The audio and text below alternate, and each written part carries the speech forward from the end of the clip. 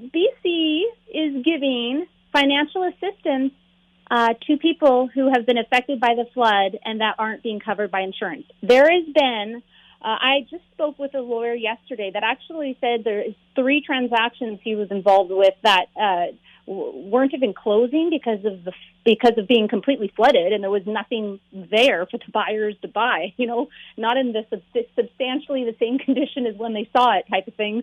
And if there's no insurance coverage, then, what are the buyers buying and how are the sellers going to cover this, right? So there's a few people not only affected emotionally, lost all their livelihood and all their memories by losing their whole house and property, but then they're not covered. I mean, that's just one of the worst things you can do or can happen to you.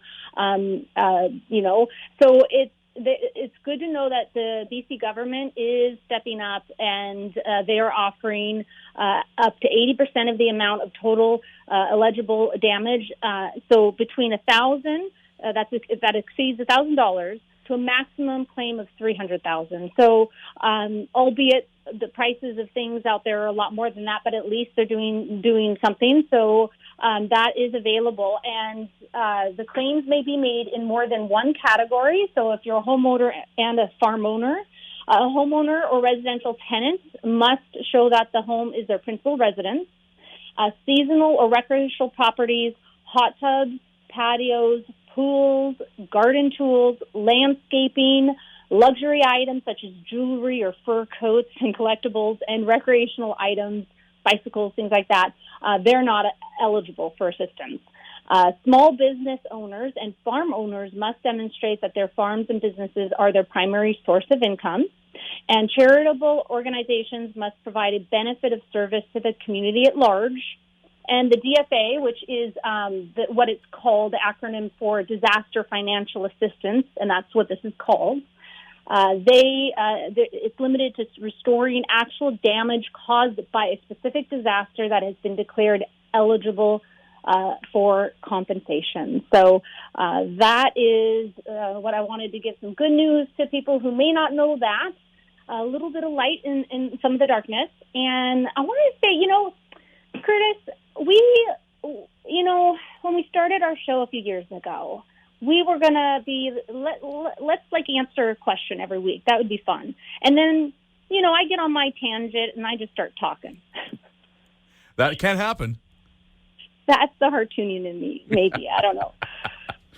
But I had a question this week. Well, I have questions all the time from clients and, the general public. But, I don't keep it in my radar. I don't write it down in my notes to remember for our show all the time. And, I had a question. I actually remembered. I thought, maybe this will be a good one to mention on the show. So a question I had this week from a client, they were confused about seeing one of my listings on another realtor's website. And I've had this question a few times, like, what? I thought it was your listing. Why do I see it on this person's website? Or my neighbor called and said that it's not your listing, it's somebody else's listing. Like, there's all this confusion out there. I don't think the general public really knows and understands that there's something called the IDX and reciprocity. So what it is that forms or it empowers us members of the real estate board that our websites can tap into the MLS data. So our personal realtor websites have an IDX system that actually grabs all the listings from all the brokerages that allow this. So each individual brokerage has to opt in to allowing their listings to be advertised. But I think, why wouldn't you want your listings to be advertised? I was like, absolutely, our office should do this, and automatically, RE/MAX, yes, they do it, because more exposure is key to getting the highest dollar and getting to the most buyers out there. So, of course, you want to share your listings. Everyone, please put them on your websites. Share it all over the place. So that's what that is. It appears like it may be that realtor's own listing, but if it's just under listings or area listings or property listings, it doesn't mean it's their listings. It's just they're grabbing the data from the MLS system. And it could be very specific. It could be just just on foreclosed properties. I have on my website a tab that brings you all waterfront properties. It's not just my properties, it's all waterfront properties in the area. And then I have one for horse properties, equine properties. Then I have one for all foreclosures. And then so there's all different categories that you can actually grab that information and share all those listings on our personal Realtor website. So that was the question I want to answer this week. All right. Well, with that, we should probably take a quick break. And if people want more information and maybe to see those listings that are yours but aren't yours, where can they go? MicheleCummins.ca. Well, we're back with more right after this.